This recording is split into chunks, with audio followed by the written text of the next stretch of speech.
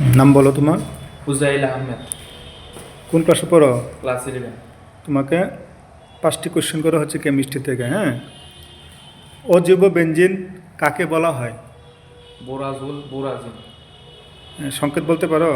B B3H6N3। Good, very good.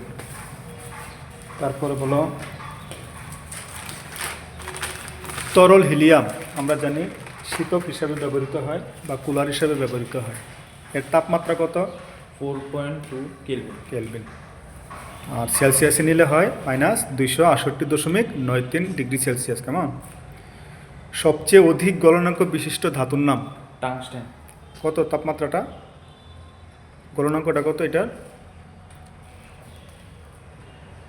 পারবে?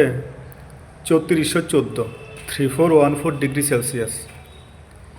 Electric vehicle এর মধ্যে প্রাইমারি চার্জ ক্যারিয়ার হিসাবে কোন ধাতু ব্যবহৃত হয়?